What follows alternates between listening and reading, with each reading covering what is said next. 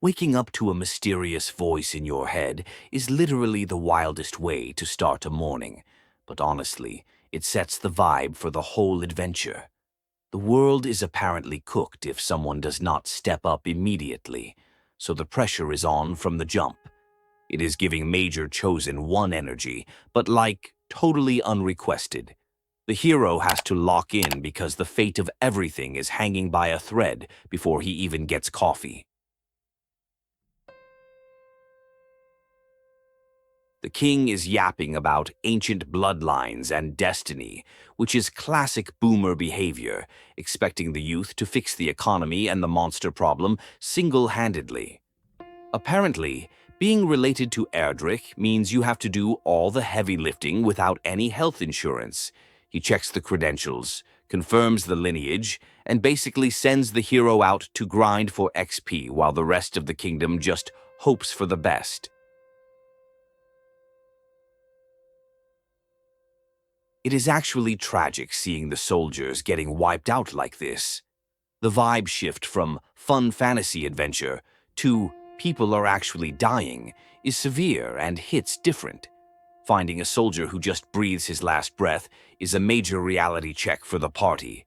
The quest to save the princess just went from a side hustle to the main priority because the stakes are suddenly incredibly real.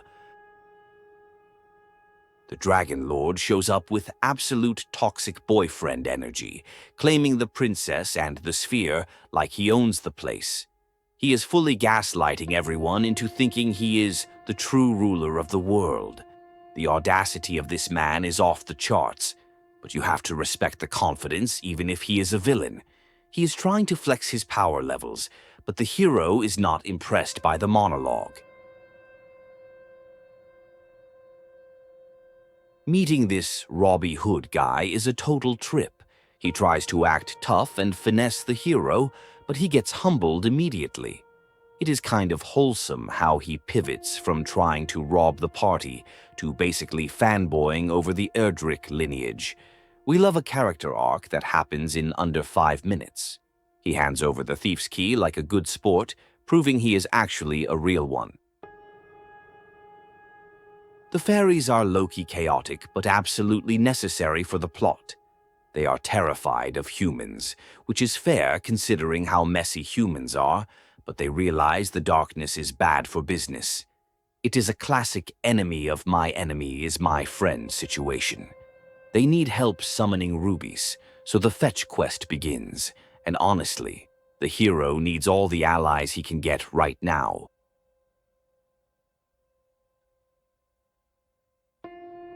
This cave is playing absolute mind games with the hero.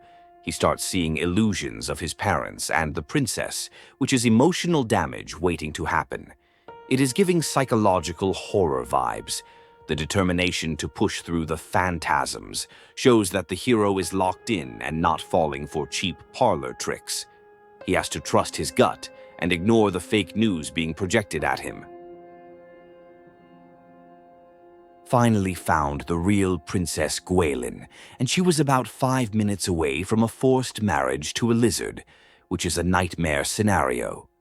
The fact that an imposter tried to trick the hero first is wild. She is surprisingly chill for someone who was kidnapped by a dragon, immediately dropping lore and gratitude. She confirms the hero is the one, which is a massive ego boost.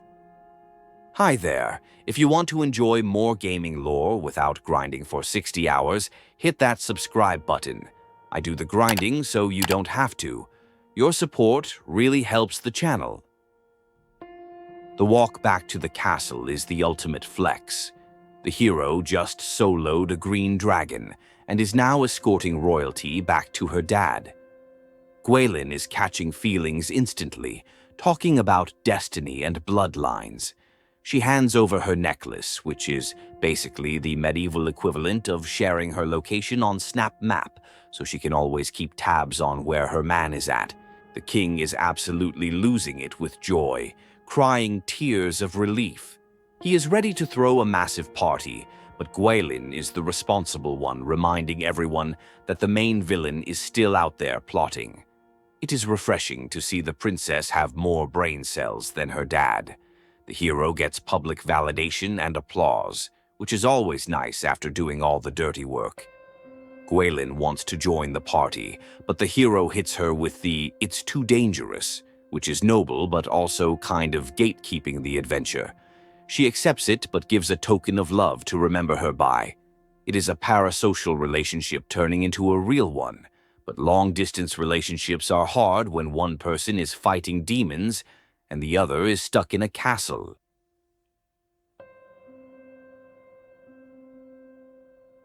Back to the grind with the fairies. We are crafting soul sigils now, which sounds like some high-level crafting gear needed for the endgame. The fairy confirms that the hero is trustworthy, so the alliance is solidified. It feels like getting the squad together for a raid, except the squad is a bunch of magical small people who are finally realizing that humans aren't all trash. The fairy queen is free from the illusions, and she reveals she was the voice in the hero's head the whole time. That is a major plot twist that explains the ASMR intro. She drops the info that they need to fix the land's power, which sounds like a massive infrastructure project, but with magic. The to-do list just got longer, but at least the directions are clear.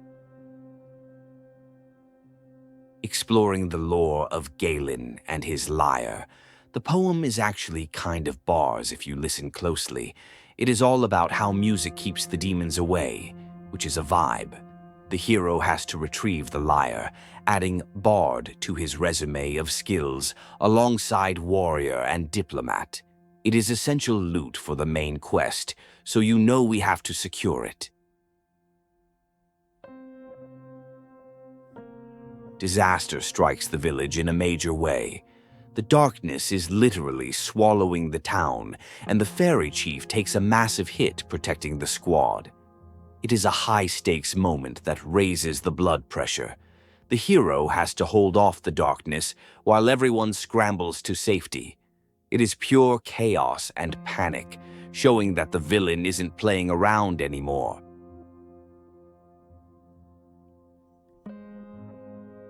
The aftermath is somber and heavy. The chief is down for the count, and the fairies are traumatized. The guilt trip is real, with the fairies questioning if one hero is enough to save everyone. It is the dark middle chapter where the protagonist has to confront their own limitations and realize they can't save everyone, but they have to keep pushing forward anyway.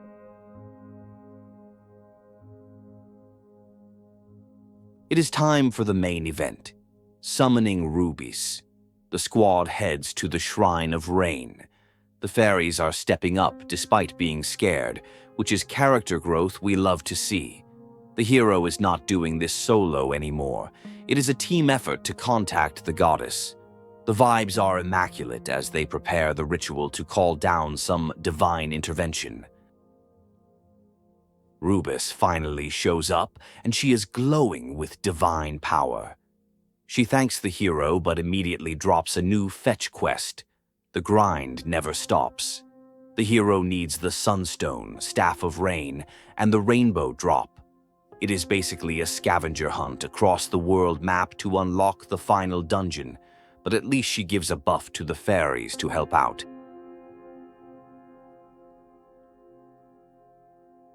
The hero secures the mark of Erdrick, which is the ultimate VIP pass for this world.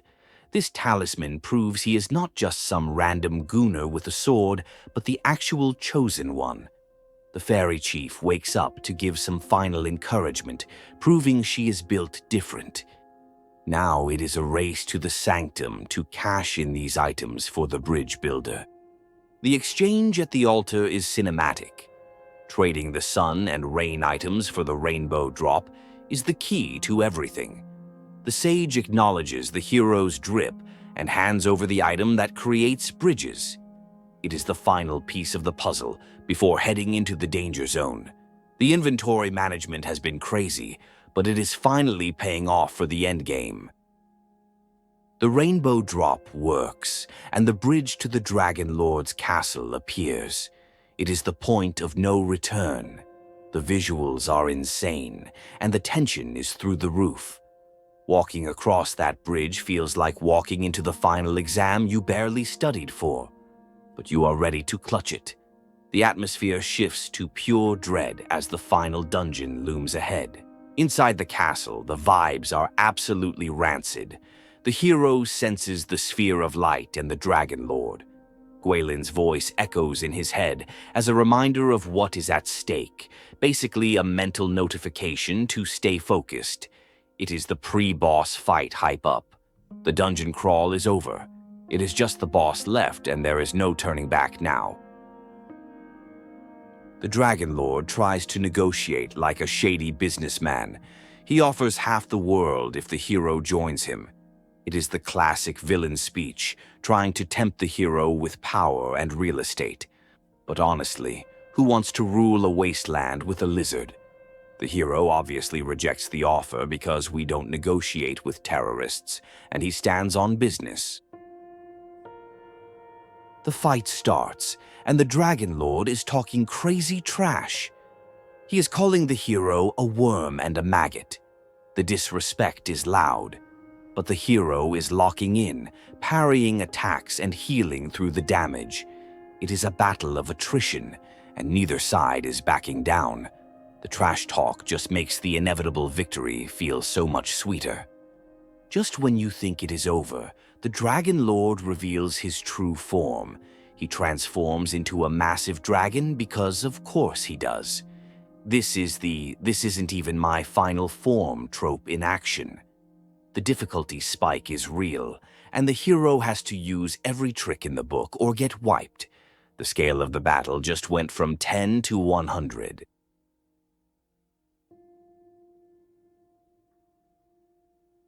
The dragon falls. The light fades from the beast. It is a massive relief. The hero has successfully cancelled the Dragonlord. The sphere of light is recovered, and the world is saved. It is the dopamine hit we have been waiting for after hours of grinding. The evil is defeated, but there is a hint that maybe the dragon was just a pawn. The walk back to the castle is a victory lap. The music swells, the people cheer. Gwaelin is waiting, and the reunion is everything. The king acknowledges the hero as the savior. It is the happy ending, but it feels earned because we saw the struggle. The hero is the main character, and everyone finally recognizes it without asking for ID. Rubiss drops a sequel hook. She says the Dragonlord was infected by darkness, implying a bigger bad is out there. She makes the hero and Gwaelin swear to protect the future. It is a reminder that the grind is eternal, but humanity has potential. It leaves things on a bittersweet note, knowing peace is temporary but worth fighting for. The king offers the throne, trying to retire and dump his responsibilities. But the hero hits him with the no thanks. He wants to start his own kingdom, which is a boss move. Why inherit a kingdom when you can build a startup? He takes Gwaelin with him, and they leave to start their own franchise. It is the ultimate power couple move. Gaming lore is long and confusing, but I break it down every week. Subscribe so you never miss a plot twist or hidden detail. Thanks for watching.